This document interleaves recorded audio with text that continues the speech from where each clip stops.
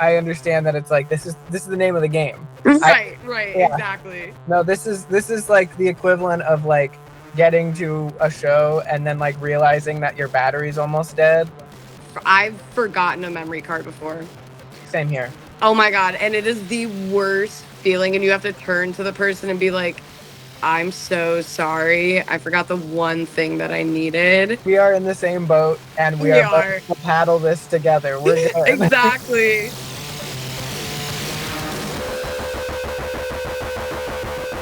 Welcome to Ideal Angle, a podcast for photographers and everyone else alike. I am Caspian Voss. I use she and they pronouns. I'm a photographer from Peoria, Illinois. This is the second episode of Series 1. Check out episode 1 with a good friend of mine, Shot by Jess. We use this show to dig deep into the creative process of photography with old and new friends alike, find out about their creative process, and hopefully learn to make better art together. So without further ado, let's meet our wonderful guests today, which we have fought hard to get here. Vocalist for Slut Intent and Basketball Divorce Court, as well as photographer for Tumbling Rock Music Magazine. Bright flashes on a camera, stunning streaks of light, photos that always capture the energy in a room. Shutter drag icon, pit fiend, photographer, musician, general thrasher, and my wonderful friend and guest, Katy Kelly. Welcome to the show. Thank you for having me. It's great to be here. Finally, now that my internet is well, we're here, and I'm very happy to be here. And thank you for having me. It's a joy to have you. I mean, I'm such a fan, and I am so glad we get to kind of talk about your process a bit. Yeah, me too. Yeah. Okay, so we can hop right into it. Let's do it.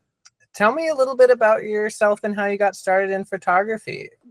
Basically, obviously, I'm a musician, and my band used to be Long Distance Basketball Divorce Court before Slut Intent started. And so like our drummer and bassist lived in Des Moines and my guitarist and I live up here. And so we weren't really that active. And I was like, you know what? Like, I really need to do something with my with my life. I need another hobby. And so I was like, well, I've always wanted to get into photography, but it's a kind of a commitment money wise, and how you want to start. And I started with a $200 camera that I found off of Facebook Marketplace, did zero research on it. And it was just the worst camera I've ever had in my life. But it is also my favorite camera I've ever had because it taught me how to do photography in very trifling situations.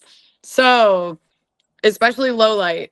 So, yeah, I just bought this $200 camera and then I was like, this is a lot of fun. And my boyfriend is also a musician. And so I was like, hey, can I practice and like take pictures at your show? And he was like, yeah, sure. And it kind of just snowballed from there. That's incredible. I am also a part of the $200 camera club. Like that's how I started too. Exactly. It's a very expensive thing to get into, like, and to It drop is. a couple hundred, even like sometimes up to several $1,000s on a camera is a lot. It is. And I have been there. And it is very nerve-wracking pressing so I just get all my stuff secondhand online. Every single piece of equipment I own is secondhand. And every time I go on like mpb.com or B&H and I'm just like, this is a lot of money I'm about to press check out. And it's really just like the most anxiety inducing until you get it. And then you're like, okay, yeah, it was worth it. Absolutely. It's definitely a deep pocket hobby. But yeah, that's really, really cool. I found it a little bit humorous how you were like, I was in 2 bands and I just needed something else to do. So I decided to become an incredible photographer on a whim. But yeah, really, really glad. Shout out to that Facebook Marketplace seller. Dude, shout out. And she didn't even want to come to the door. She just set it right outside the door and trusted me to Venmo her. And I was like, that's fine. I'm gonna grab it and I'm gonna go. And it was very like I texted her. I was like, I sent you the Venmo, and she like never responded. So I was like, okay. And that was my very weird experience of getting my first camera. But I have met other people off Facebook Marketplace. My funniest story I was getting my first mirrorless camera, and I already rescheduled with this guy to get it. That morning I had to have emergency surgery, and I just went right into surgery and got out at like 3 p.m. And I live about an hour away. And I told this guy, I was like, I have to meet him at 5 o'clock in the cities. And my boyfriend, like, I was like, I got out of surgery. I was just putting on my clothes. And I was like, we gotta go. We gotta go. Like, I gotta meet that guy. And he's just like, dude, you just had emergency surgery. And I was just like, if you don't take me right now, I swear. And he went and he took me to go get a mirrorless camera the day I had emergency surgery. I know. So that was probably a more wild story than the first one. That is love of the game. That is That love of the is game. commitment. I'm telling you, I'm committed. Well, incredible. Yeah. So since then, from that $200 camera range, you have expanded outwards, and you have moved from like live music to so many other events and portraits and everything like that. How's that experience been for you? Oh my gosh. Funny you should ask. It has been incredible, honestly. Like, I even shot my first festival over the weekend.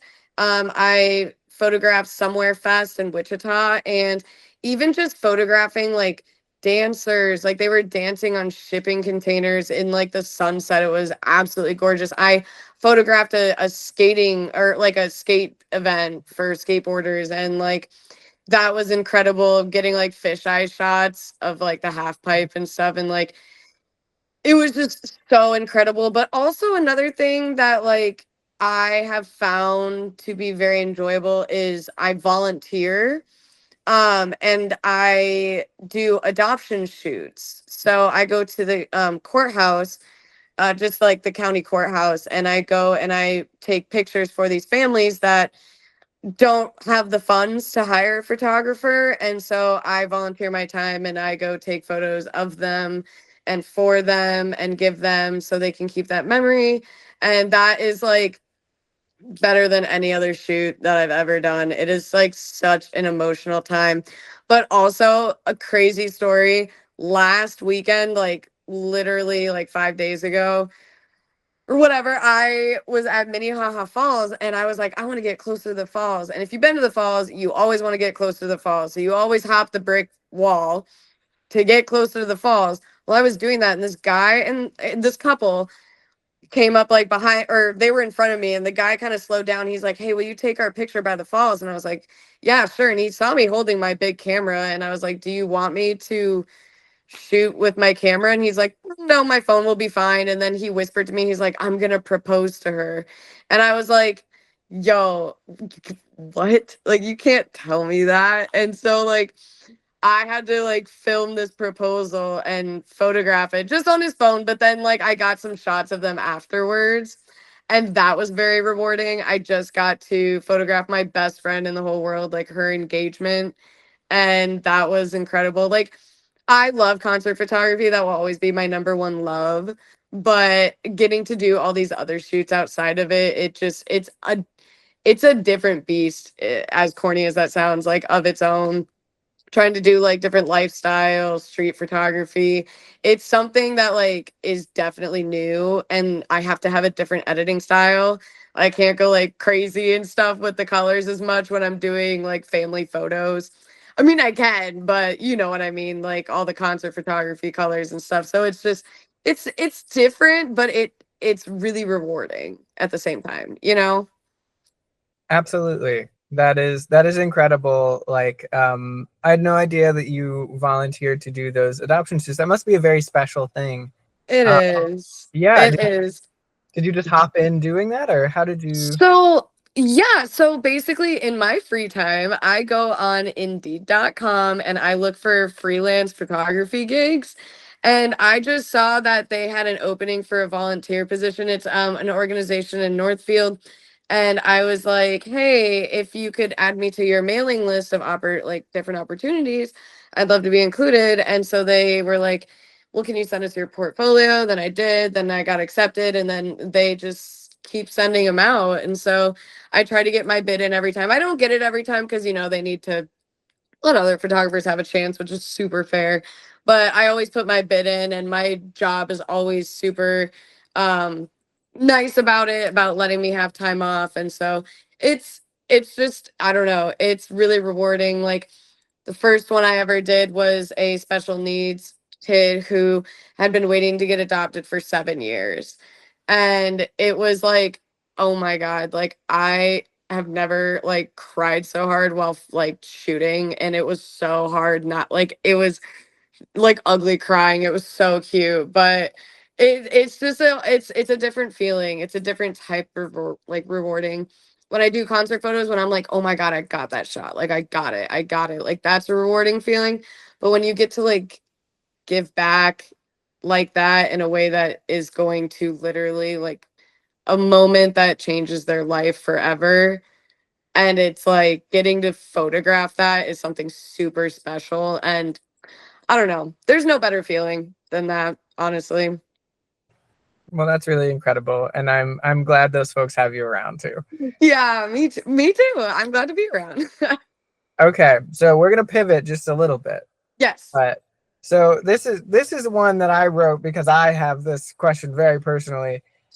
I consider myself to be a very like brittle boned bird woman essentially, and I have seen that you are no stranger to a pit. Like getting in there with your camera, being right in the mix, and it leads to incredible photographs.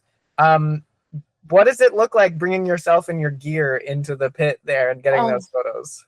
it is like terrifying. It is terrifying bringing my gear in there, and the nicer gear I get, the more I don't want to be in there. But I'll tell you what, like, yeah, I get the best pictures of the people in the pit because it's like, yeah, you can take pictures of the band, but sometimes they're standing still and then the crowd's going crazy, but you'd never know. And it's like I know a lot of bands that emphasize like, hey, can you get more crowd shots?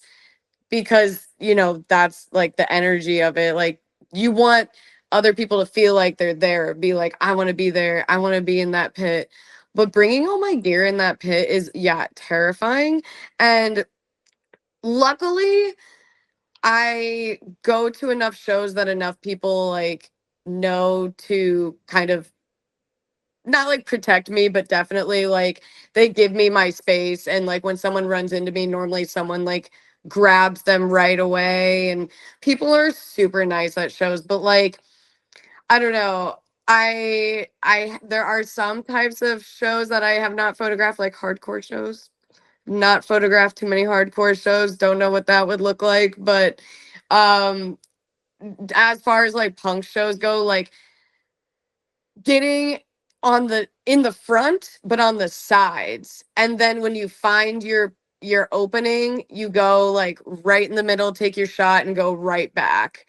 And so that's kind of how I do it now. That's like more how I do it if there's no stage. If there's like a stage where I can maybe like fall on, you know what I mean? Like I can hold, like if someone runs into me, there's a stage I can catch. But if there's no stage, like bets are all off. Like that's why I like shooting at pillar form, because at least like if I do want to stand in the middle a little bit, there is a stage right there to kind of catch me. But yeah, it is so scary. And I have this hand strap because I used to have the one that just goes around your neck, but the thing is I am too like I want to reach up because I'm too short, and my neck strap just kind of comes with me. And I'm like, at that point, like it doesn't really matter. Like if I get hit, it's it's coming off. So I got a hand strap instead, and that locks into place. So my camera is like pretty secure at all times. Now it's just a button, like it just buttons up. But I mean, like it's been nothing but secure for me. So that's why I got that, because of going in the pit, for sure. Totally. Yeah, that makes so much sense. I have a very similar hand strap here. Yeah, yeah. Yeah, I was in a pit one time and had it around my neck, and it felt like one of those like old timey cartoons where like a thing comes and yanks you off Yes. stage. Like Yeah. so, and I'm 6 foot, but like stretched out. So like yeah, it's really fun and rewarding. Those photos are really really sick, and like I personally am a huge fan of thinking photographers who are photographing like live music should get the whole event, like, you know, Yeah, merch tables, big exactly. crowd, stuff like that. So Well, and like for me, like I've been in crowd pictures and I love them personally. And so like people see themselves in my crowd pictures and they're like, "Oh my God, can I please have this?" And it's like I felt like that before. So like I totally get that feeling and it's like such a cool feeling. And so, giving that to them too is something that I like to do, and I like to send them like the high resolution picture so they don't have to screenshot or anything like that. You know what I mean? absolutely, I know what you mean. So like with that, you started as a musician and then transitioned into becoming a photographer to fill up a hobby. Did like being a musician beforehand and seeing a whole bunch of photographers at your shows like change your relationship with how you do photography, or how you compare it with other photographers? Yeah, so funny you should ask that. So another thing, because I like remembered this question, so I saved it for this. But um I being in a band, it's like I know what kind of shots I like. Like I know what kind of shots I like of myself.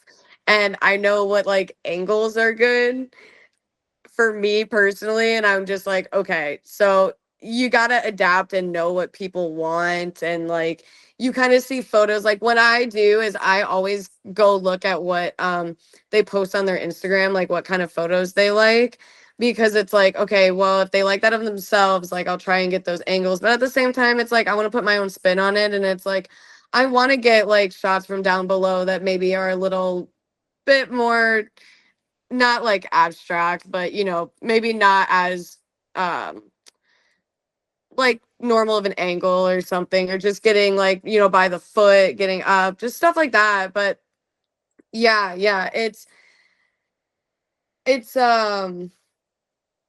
yeah, I don't know. I am personally a fan of anything but eye level angle. Like if you're looking Yeah, up, like if you're above, I think it's really interesting. I've talked with a lot of photographers. Like I said, being 6 foot, I have like an advantage when I'm like at the front. I am at the front, at the but front, right. um, I think also like this whole medium is about perspective. So It is. it's like use whatever height you are at to an advantage. Use whatever, like even I'm laying on the ground like to get a shot looking up and stuff like that. Yes. Like I think it just makes it so much more interesting and dynamic to kind of Hmm. really think of the whole world in where can you be at this very moment. So Right. And it's also like I want to know, like I always when I go in a venue, I like kind of analyze it and I'm just like, okay, where can I be? And like what shots can I get from this angle? And like I even when the bands are switching over, like I kind of try and stay and watch the bands, do their changeovers because I want to see where each person is standing and kind of mentally prepare myself for where I want to stand, what kind of shots I want to get, especially of the drummer, and if I can try and get shots of the drummer, that's a huge one. So I get that. Like I don't know, it's more about the wider picture of it all. And also, yeah, getting shots of the crowd and the venue, because people like those far away shots where I have never really done that because every time I go to the back, I'm too short to like still reach up. It's a little trifling, but I've been trying to be a lot better about that and try and get different angles because I felt very stagnant for a while and like my photos kind of all looked the same. I was getting the same angles, just different bands. And I was like, what can I do? Like, what do I need to do? So it's always just kind of like, I'm my own worst critic sometimes, but I always try to think a little bit outside the box for each one, especially if I have to shoot at the same venue over and over and over again. Like sometimes I get asked to shoot and they're just like coincidentally all are like at the same venue, like right in a row. Like it's just like I'll be booked 3 shoots in 2 weeks and they'll all be at Pillar Forum, which is fine. I love shooting at Pillar, but it's like I got to make them try and look different a little bit. completely, yeah. I think it's hard not to get locked into something when you're like, this looks good. I like the way it Yeah. looks. I have been trying to think of this like I try to think of the venue as a collaborator in itself. Like Hmm. um you kind of have to work with it. And then also the crowd on that night is like your collaborator. Uh Yeah. so you just try to create the most dynamic photos you can. And I think, it's I've run into a lot of folks who have um very similarly felt like they hit a creative rut because they like feel like they're making the same thing over and over again. And Hmm. I think I am always a thing of like refine, refine, refine. Like if you keep doing that, it's just gonna like make something so close to that like perfect version of it. Hmm. But yeah, I mean, I think I'm always like, if you're having fun and you're thinking of the venue as the collaborator, it's a lot easier to think, oh, I could be over here, I could be doing this. This Hmm. band is different, it has this energy. Um, but yeah, Yeah. I agree though. Got to get those drummer pictures too. Oh I my gosh. I know. I always feel so bad when like drummers don't get pictures. So like I always, always, always try to make that a point unless I'm like, there's no way I can get a shot with them with my fisheye lens, which is normally what I use. Unless I'm at a venue that doesn't allow flash. Um, and so it's like I can't reach them with my fisheye. And if there's no room or time for me to switch lenses, like sometimes I just can't get pictures of the drummer and it makes me personally feel defeated. Like I always message the band and I'm like, I'm so sorry I didn't get any pictures. Cause I feel so bad every time. Like they deserve pictures too. Yeah, and I think it is a crime that drummers always. I swear, it's like the folks in the front will have like a full menagerie of lights, and then the drummer will have a light bulb from a lamp in the room next door. Like Right. so, yeah, it is. I have like an 85 that when on my camera because it's a crop sensor turns into a 135 that Oh, like a real wide open aperture, and I called it my drummer lens because I could like really yes. get close to the drummer with like, and I knew they would be in the dark. They Right. basically could have been outside, but Yeah, literally. yeah. Well, cool. I'm glad we're on the same page. Yeah, we are. Don't worry. This is one of my favorites. Actually, this is probably like my favorite photo I've ever taken. It's special to me. It's my boyfriend's band, Grandma, and that's my boyfriend off to the right, not the one doing the really cool flip. But yeah, they were this was one of the last shows I ever shot with my Nikon D3400, my DSLR before I switched to mirrorless. And I had my fisheye on, my beloved fisheye for that. And like Logan, my boyfriend, he lets me get on stage with him while they're performing. And so Pillar has like, well, used to have the half pipe, but then they just made it, flat. So I like get on the, I guess like the lip of it. And I was like, what is he doing? Like, what is he doing? And he started to like flip over, and I was like, oh my God, I gotta get this. I gotta get this. Like, there's like 3 or 4 photos that kind of look all like this, but this one looked like the coolest. And this was their album release show too. So this is one of my favorite photos, like, yeah, of all time. It's kind of iconic for me. And I try and like show it off whenever I can. I knew I couldn't have an interview with you without including one grandma photo, so I'm so I glad know. that you like volunteered this one as well. I think it's no surprise to anybody that I'm a huge fan of black and white photos. I think those are some of my favorite overall. But Hmm. the way this photo looks makes me so happy. The one sock and then the one bare foot, like up in the Yeah. air, mid flip, the crowd. Uh, I don't know who that is in the back there, but it looks like they have like a camcorder of sorts. Like, Yeah, it's um, like it's awesome. Yeah, so that's Logan. He is an amazing videographer, photographer, amazing. And like another special thing is like they're like so Logan and Tyler both in the picture here. Tyler's the drummer. They both grew up together and they've known each other for like 2 decades. So they've been like childhood friends. And in this photo in the back, kind of behind the videographer, that's like their childhood friend too, who like I think surprised him at this, or regardless, drove from a long ways away to come be with them. So like it was really cute. It's a really, I don't know, it's a really like special photo. It's really cool how dynamic it is and how much energy there Hmm. is in it. So you were shooting this on a D3400. Yes. I am a real fan of the Nikon. I had a D3200. Yes. Love it. So what did it look like in camera on this? Was this an external flash? It Oh, looks like a pretty like um some sort of aperture that has a pretty good depth of field to it. yeah, yeah. So actually it's a Goddix flash, which is amazing. I switched brands recently and I kind of wish I hadn't. So I might go back to it. But anyways, yeah, it is a tank. It really gets all the shots that like I need for filling a room. And it was, I don't know, it like paired so well with my fisheye. Like I got the shot every time that I needed. And when I switched over to this new flash, I thought my light trails and everything were going to be kind of like not as cool, a little dissipated, but like they're fine. It just doesn't flash as bright as I'd like to fill the room. So this one, yeah, that flash is like my baby. But I will say this photo got a little overexposed.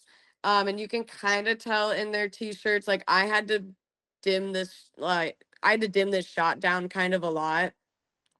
So it was kind of overexposed, but it worked out pretty well, honestly. Yeah, I mean, you are like a master with the flash. Do you diffuse it when you do, or is it just straight up flash? Yeah, I do diffuse it because I feel terrible for anyone that has to endure that. Like, I really only use the diffuser. Like, I would not use it. I'm just trying to be polite, if I'm being Understand. honest. And even then, it's still super bright. So, like with that, you said this one was overexposed. How do you know that a photo is like worth saving to you? I've had photos where I love the composition of it, but like my settings were a little off, and I kind of make that executive decision. I'm like, no, this one is going to be a part of things. Like, how did you? Yeah, like it's so basically, especially because I photograph a lot of people, like that's mainly what I photograph.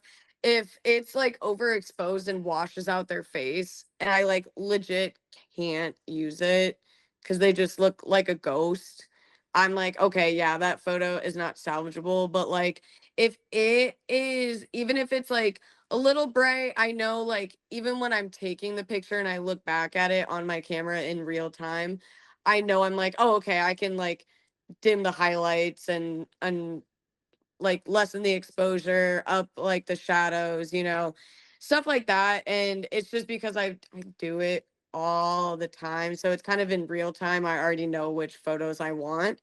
And so I like go through as I'm it's kind of crazy.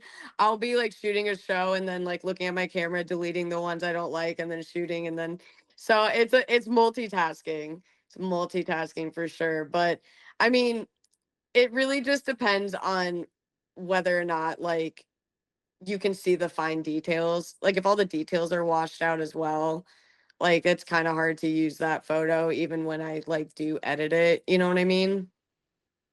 Yeah, totally. I agree about the faces as well. Like, Yeah. I think this one is so cool because there's a few discernible faces, and it's mainly in the background in the crowd. Like, Right, I, right. yeah, this whole photo, I really love the composition of it. Like the forefront of all this action happening in the front, and then the crowd in the back lined up so perfectly. That like line is so natural to the eye, how it brings out the whole Yeah. energy of it. And then, yeah, I mean, I love. I know you said it was a bit overexposed. I love what you did with it, with those like deep, rich blacks of the crowd, and then Mhm. the like very vibrant whites of the t-shirt. I think it is just visually stunning, like at Oh very my accidental gosh. renaissance. So, yeah, huge fan. That is so sweet. Yeah, I'm a big fan of contrast when it comes to black and white photos. Like I up the clarity all the way. I'm telling my secrets. I don't even use the black and white settings in Lightroom. Like I know you can, but I actually just like take down the vibrance, saturation, up the clarity, and then I tweak the highlight, exposure, whites and blacks and shadows from there. So now you know my secret. Well, rock on. I feel like imitation is always the biggest form of flattery. Um, Exactly. but And I'm not, I don't imitated, know. I'm not here to be like, you can't know my secrets. yeah. No, I feel like even imitated, no one would do it like you do. So happy to be able to break this one down. This is just such a beautiful photo, and It, yeah. I know. You asked me which photo, and I was like, it's got to be this one. A little backstory is like half of Cute Intentions is in Virginia's basement. And I've been on tour with Virginia's Basement twice. They have been so incredibly amazing. Like I have so much love for them for even wanting to take me on tour, not once, but twice. And it really gave me like a taste of what it's like to be a photographer on the road. And, I have to not only shoot the show, but like after we're all done and everyone's tired, I'm the one up editing and I got to make sure I get those done because they want to post it the next day, and I love doing it. Like it's not expected. Like everyone's made it clear to me, like it's not expected that you have to do this, but it's like, it's my job and I want to do it and I want to give them photos every day. So anyways, very close with them. Nen, who's in the Cute Intentions picture, they um they're such a great person and I love their poetry and I love that they put a little TV on their table during the sets. I think that's so cute. And I got this new filter and it does the effect that you see in the picture, but um yeah, it blurs like the edges and everything. And I got that picture and I remember saying to myself, I was like, oh my God. And then Nen messaged me and was like, oh my God. And it was, I don't know. And it's their profile picture and it makes me so happy. Like when anyone does that, but especially that picture, I was so proud of it. And yeah, so that was a very like, like I don't know. It was just like a new type of picture because I take pictures of them with my fisheye all the time in Virginia's basement. So I gave them kind of more ambient vibe of Katy Kelly. So I don't know. It was very special, especially that was my first time using that filter. It looks so sick. The blues Right? of it as well. So because when I first saw this, I initially thought it was like a light drag photo where you had like a low shutter speed, took a shutter and then like turned the camera. Yep. Is that what you did? No, no. So like I just put this, so it's like this huge piece of glass and it like blurs the edges and like sucks in the color around it. And so I just put this like piece of glass just right on top of my lens and it makes that effect. So not I did not manually do that. It's a filter did that for me, but it still turned out pretty cool. I love it. I love that filter. Honestly, it gets me the coolest shots. I think it's an awesome photo, and like with that filter as well, like just the composition of it, and it's just very cool. It perfectly emphasizes the energy of the band as well, which I think is so important. Yeah, So exactly. yeah. So did you said that the person in the photo, what was their name again? Nen. Nen does poetry as well. Oh my gosh, yes, and it is beautiful poetry. It literally brings me to tears every time. It is just so amazing. And they have a book too. And it's a beautiful book. And I don't know. Yeah, sorry, go on. Yeah, I could go on about how I love Ned. No, that's amazing. Touring is very fun. Very, very. Yes. Oh my God, yes. With that, we just talked about like a filter that you use. Like gear totally isn't everything. I have said this before, I'll say it a million times. Staunch anti-gear head. Staunch anti-gear head. I think $200 camera club, like I said. Uh, Yeah. but what does your setup look like? What does it look like in your bag on the day? Like, do you have Oh any my like gosh. that? Yes. So I now that I'm shooting kind of like bigger shows like festivals, I've been getting some gigs at like the Fillmore, Varsity. And so At these type of gigs, I definitely need two camera bodies. I also just shot a wedding, which you definitely need two camera bodies for. So I had to invest a little. And my original, my baby is my Nikon Z7 mirrorless. And that is the one that I shoot all my shows with, 45 megapixels, a beautiful, beautiful thing. But it is kind of like kind of sucky on the autofocus sometimes, but beautiful either way. And then when I can't use flash or it's a more ambient show, I use my 24 to 70 2.8, my baby, my absolute baby. Um and then I have my 11 millimeter fisheye lens. And then I just got a speed light. It's oh god, I don't know how to pronounce this brand. Is it newer? I know what you're talking about, and It's I like think you're close enough that it's Googleable. So okay, yeah, perfect. Yes. So I just got that new speed light and I love it. It has a circular head instead of a square. So like trying that out for size, but then so that's like basically my whole setup. Got the, the regular lens, the fisheye, the speed light, and my Z7. Now, when I'm shooting bigger events, I always have my bigger baby, my 70 to 200 2.8 on me. Worked very hard for that one. And I have a Z6 II. So the autofocus is better and better in low lighting, but only has 24 megapixels. But I don't really see a difference that much in my photos, to be honest. It's kind of more like it depends on the lighting. So neither here nor there. But so I have that if I'm doing like again a festival, a wedding. I shot a lung cancer society event that very random, but I did do that. So whenever I need to have two camera bodies on me, my 24 to 70 and my 70 to 200 are always on me. Now, if I'm doing like portraits, like senior pictures, family photos, I will always have my 85 on me. 85 1.8. Yes.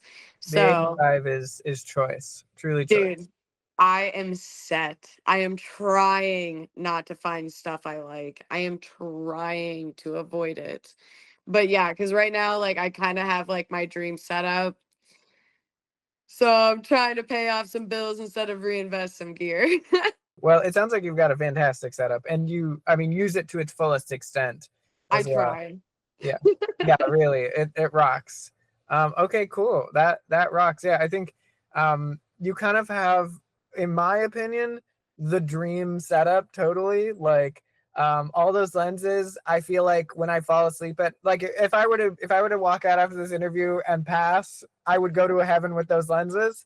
So yeah, um, I know, right? Like they were my babies. Like that 70 to 200 is my most recent lens. And like it is a tank and it does everything that I ever could ask for it to do. And yeah, it is. That's why I only bring that one to shows that I know there's going to be barricades because I'm so frightened at shows that it's going to go down. But also, if I'm shooting shows where it's like, oh God, it's going to go down, I'm not going to be probably in the pit anyways. But still, I'm very like, I'm so protective of that. totally, as you should. As you should. Exactly. Okay, cool. So, well, do you ever break out your old camera at all? Do you still have your D3400, or did you sell it? I sold it. It was sitting in my cabinet. I have like my own photography cabinet. I kind of stole it and claimed it as mine, but it was just sitting in there. And I was like, this is a nice camera and I do not want it to just sit in there. And I was like, it was after I got my Z6 II because I was like, okay, I literally saved that camera as a backup camera. And honestly, if one of my mirrorless breaks, like I'm just gonna use the other one. So this D3400 is getting zero love. And one of my friends was like, hey, like I really want to get into photography and do this. And I was just like, please let me give it to you. Like, so I gave it for like super cheap because I just wanted it to go to a good home. So I do not bust out the D3400 anymore. I am a completely mirrorless house, which feels kind of like dirty to say sometimes. Feels a little, ooh, I don't know. I don't know. It doesn't sound pretentious because I love my mirrorless, but ooh, feels weird. I think you are giving mirrorless a good name. I think you're giving Okay, it good. a good name. I'm trying to. Yeah, and I love that it was passed on again to someone to continue it, keep it going. Yep, and I Okay. did that with my first one. I had a D90. Oh boy, that was a time. I Yeah, got rid of that one within 3 months. yeah, yeah. It was like it would it the sound of like a like a shutter speed at like 1/8. That's what it sounded at, like 1/500th or whatever. It was so bad. And I tried going to sell it at the National Camera Exchange and they straight up were like, no. I was like, oh my God. All Oh right. my. So I literally just gave that one because I was like, that one is, well, I think I sold it for like Uber on the cheap. I was like, you know what? Like 90% off, please take it. Like I feel bad. Like just if you give me some gas money for driving to the cities, fine by me. Yeah, yeah, and I hope somebody's putting it to good use somewhere. I hope so. I hope so. Might have kicked the bucket by now, but at least like she had a long life. I hope. I think. So like a 2008 camera. It had a long life. Yeah, I mean I feel you though. Some of my favorite photos I've ever taken were on my 3200. So there's a look to it. I had to add it. You got to give the DSLR some love. She's the reason why like my photos looked as cool as they do is because I started out on that DSLR. So I can't hate on it ever. No, it's all love with it. Exactly. I wanted to get a 80 or an 850, a D850. Oh my God. But then I was like, well, I'm already on mirrorless and I'd have to get all new lenses because they don't, can't do the switcheroo back. So yeah, I was like, I'll just stick with mirrorless. But I did want that camera. It's beautiful. Takes gorgeous pictures. One of my favorite photographers shoots with that. But actually, she now shoots with the Z5 too. And I'm very jealous. I want that camera so bad. But anyways, neither here nor there. Well, I love it. I love it. So do you have any advice for someone who's just starting photography or something you'd like to tell other photographers? I always think of like a lesson that you learned the hard way, especially as like a professional photographer or a skill that took time, anything like that. Oh yeah, I've had to learn the hard way a lot of the time. One thing, if you're just starting out, shoot everything. Take your camera with you, even if you don't use it. Just have it on you. Like, yeah, it can be a little clunky sometimes, but seriously, like I went to my friend's going away party and I took some of my favorite pictures that I've ever taken with them with it. And it was just because I had it with me. And like I was walking back and I saw a crane and I took a photo of it and it was like, oh my God, like if I didn't have my camera, I wouldn't have gotten this. So like I encourage everyone to like bring their camera anywhere you can. Anytime you're hanging out with someone, just shoot whatever you can. In regards to concert photography, don't stand in like one place the whole time, move around a little bit if you can. Sometimes it's not possible and you kind of just have to hunker down. But if you can, like, try and move around, give, like if there's other photographers there, give them a chance to, shoot in the place that you're shooting and vice versa and whatever. Like, I don't know. I just find that to be courteous. If someone stands in the same place the whole time, also totally fine. I'm not going to go over and be like, you're in the same spot. Like, no, I'm not going to do that. But I just think it's like, like you want to give them the same opportunity as well. And, you don't want to stand in the same place because you never know. Like maybe they're thinking the same thing you are. But also another thing is like always ask the bands if you can use flash. Like that is one thing. I have never, but I've had people ask me not to use flash because they know I use flash a lot, which is super fine. It's just I don't want them to think that they're going to get the same pictures because they're not going to look the same. So that's kind of something I always also ask people is like, I always post all the colorful light trail pictures, and there are some places where I literally cannot use flash, and so I have to tell them that and just be like, hey, they will not look like this.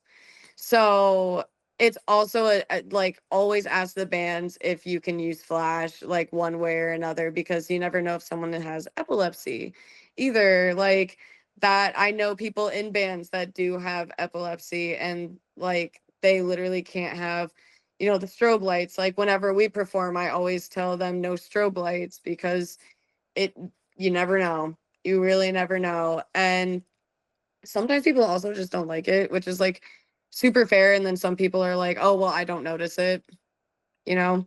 So it's kind of like that. I don't know, like, go out of your comfort zone, but not enough where you think you'll break your gear, kind of thing. Um, I don't know. It's built my confidence a lot in talking to people and networking. Like being a musician, I network a lot, and I've met so many amazing and great people, had amazing conversations, but it's definitely different when I can like connect with people outside of a music sense, of where people are like, "Oh, I love your music." Like, and it's like I don't write the riffs. I don't write, like the drum parts. Like I write the vocals, but it's like I didn't write like the main core of the song. And it's like a collective thing. Whereas like, with me, it's like just my thing. And I get to make my own schedule. I get to do that. So it's like go out of your comfort zone, because, you never know what you're gonna get. And if you just kind of stay complacent, like you're never gonna progress in the manner that you might want to. Now, everyone is different, and you shouldn't be like, oh, like comparing yourself to other photographers. I have a hard time doing that. Like, it sucks. I still look at other photographers and I'm just like, oh my God, like my photos suck. Like, I don't like them. And then I'll go and doom scroll on my own Instagram and being like, I'm critiquing my own work and being like, what could I have done better? You just go down that rabbit hole. So don't do that. Don't be like me. And so it's something that I have to work on. And I never like, don't be jealous that there are other photographers there either. Or like, don't be like, oh, like everyone wants to learn, everyone wants to shoot. They're there to do the same things as you, like I know it can be overwhelming if there's like 8 photographers there. Like that can be a little overwhelming. I've been in that situation, but also, like it's a good learning experience there. If even if you shoot bigger shows, there could be 8 people and still behind the barricade or in front of the barricade. And so, you just kind of got to like work around people. Don't be afraid to go get your shot where it's appropriate. Ask, just kind of like the basic simple things, but like inspirationally, you know, shoot everything that you can. It's like literally the other day, it was storming in my town, and the sun came out and it was pouring rain. And I was like, this is insane right now. And I went and quickly put my camera together and took pictures, and they turned out so beautiful. And it was like, there was just a picture of rain. Like it was nothing special. And it was like, I'm so glad that, like, I don't know, I went and did that. Like, that's just kind of my mindset, is like, I love shooting everything, and you never know what you're going to get. And whenever I do promo pictures for people, I always shoot around, like looking at the scenery. Just puts it in a different perspective, makes me a more versatile photographer. I totally agree. I think there's so much in what you said that's um so indicative of how you are going about doing all your photos. Like I agree. Always, talking to the band beforehand, even shooting them a DM, stuff like that. I think it's Yeah. important for everybody's safety, and also it's just courteous and kind. I also Yeah. think, like, if there are 8 other photographers there, my mindset is always 8 potential new friends with a already shared interest. Like, it's Yes. really hard to get out from behind the camera. I feel like I've been thinking about this a lot recently.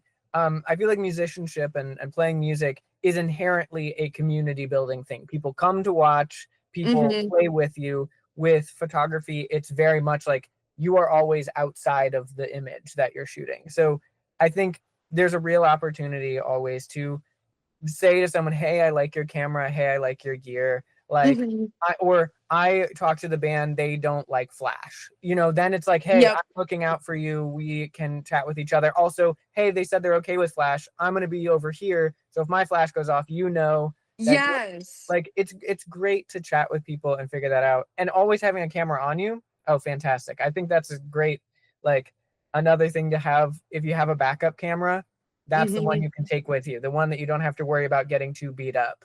Like, Exactly, so exactly, and that's also why I wanna get a film camera too, just something like 1, something new, I don't know anything about film, and 2, they're just a little bit more compact, so I can, like, kinda take them a little bit more everywhere, and with my other camera, it's like I have a whole backpack, so it's a little harder, but, like, I carry it with me everywhere that all my friends are just used to it at this point, and I'm kinda just used to it, like, so it's not a big deal, but, I would like to get into film and just have, like, a little bit more compact, so I could take that with me to more, like, intimate settings and stuff and not have it be this whole big thing if, like, my friends and I are, like, just taking a walk, a nice little film camera will do, but, like, here's me with my big clunky camera, and I get great shots, but I would like to be a little bit more conspicuous sometimes.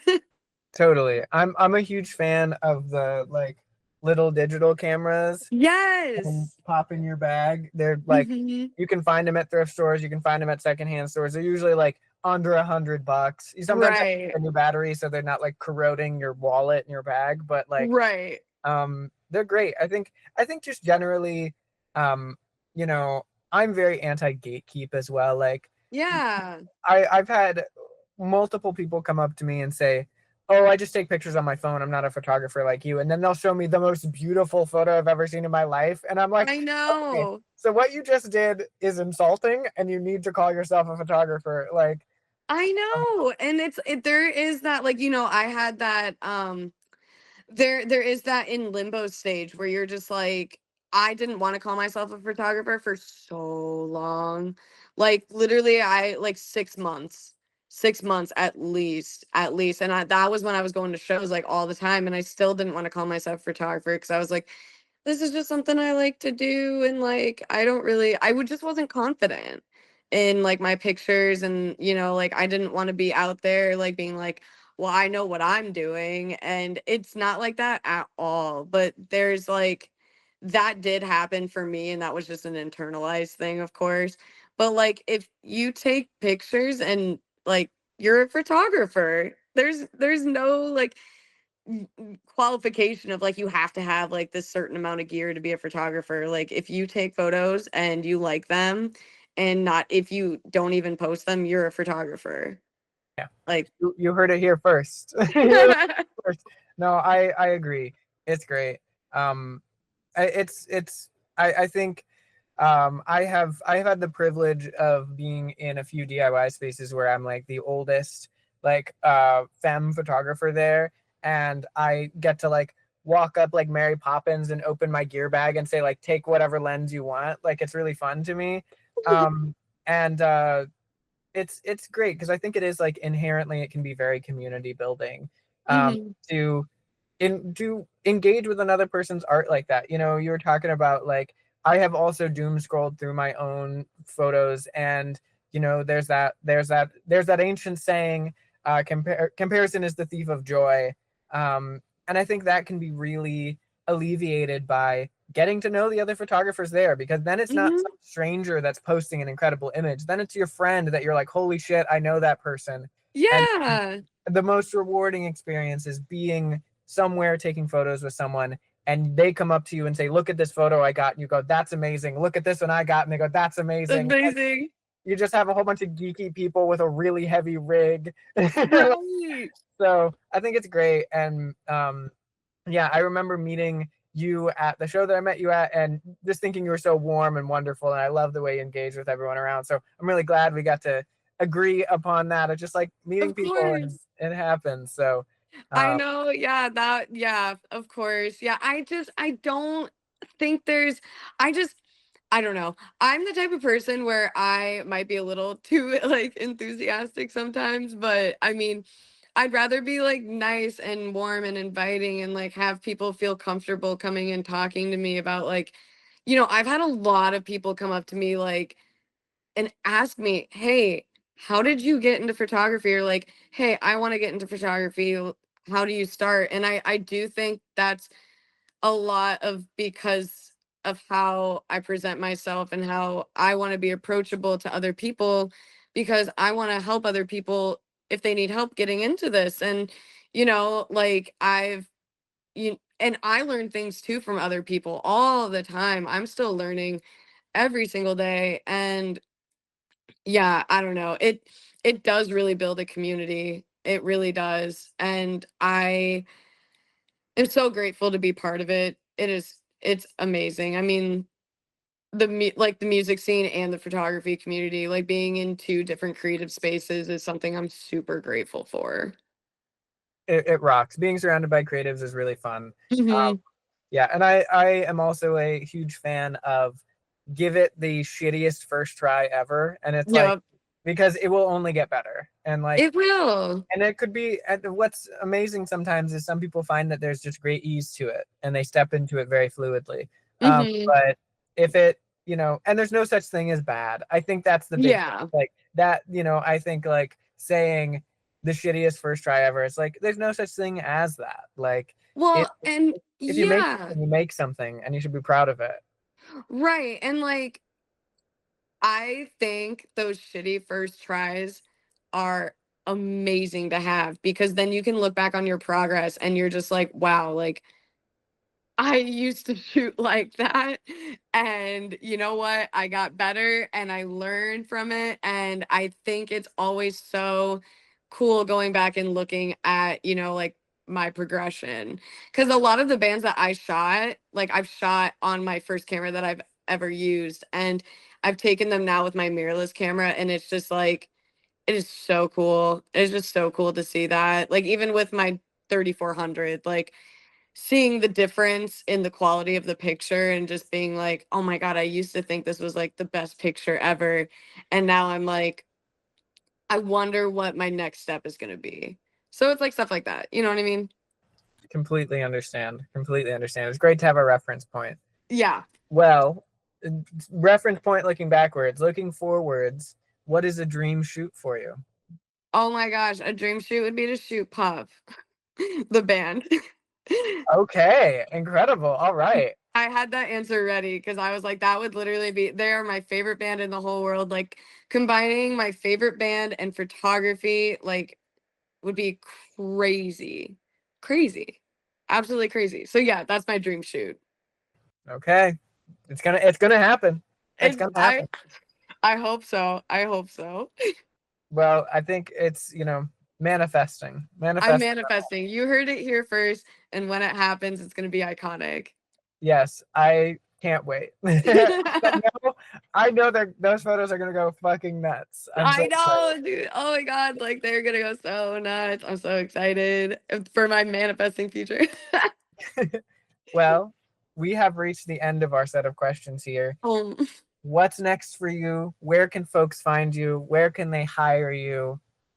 Yes. Okay. So next steps. I do have some things in the works that I haven't really announced yet. So really excited about that. But mainly just I'm still shooting local shows. I do book out about 3 to 4 weeks. So keeping that in mind, you can hire me at my Instagram. It is at Katy Katy to the Kelly Kelly underscore photos. Or you can reach me at my email, Katy to the Kelly photos at gmail.com. I answer within like a day, one business day, and I'm on business every day. So, that's where you can reach me and find me. So I'm excited though, and I can't wait to announce some stuff. Yeah, any teasers? You don't have to. Well, I just shot at this one place on Sunday night, and I might be shooting there more often. And it is a bigger venue. But Okay. very ominous, but I promise it'll be worth the wait. I promise. I am excited as well as sitting in the ominous nature of that.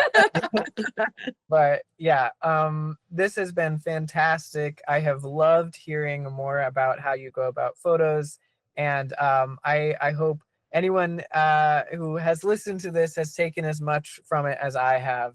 I know I'm going to be absolutely bumping up the clarity on my black and white photos now, but it won't be done like yours, and I think that's great that you're doing it like you are. So I'm so happy that we got to sit down and chat, and I look forward to whatever ominous things are coming next for you. Oh my gosh, thank you so much. This was such a pleasure. Always love talking to you. I would love to do it again. So yeah, thank you so much for having me.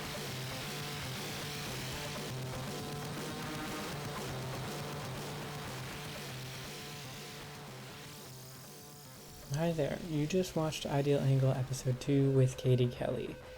The book recommendation at the end of this episode this week is Queer Love in Color. Queer Love in Color by Jamal Jordan is a book about representation and seeing yourself in love stories. It is a photographic celebration of love and relationships of queer people of color by the former New York Times multimedia journalist Jamal Jordan. It has beautiful photographs accompanied by the stories of queer folks in love, specifically queer folks of color.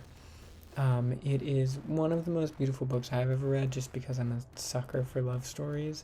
This is a book about being seen, in the way that you love and the people you love, specifically folks of color who have had historically bad queer representation due to acts of colorism and racism and misogynoir. So this is an incredible book. I found this at my local library, and I recommend you read it. Put it on your coffee table. It is an excellent book to flip through when you feel you need a dose of love is out there. I hope you enjoy it. I hope you read it. Get it from your local bookseller. Get it from your local library. And I hope you have a great rest of your day.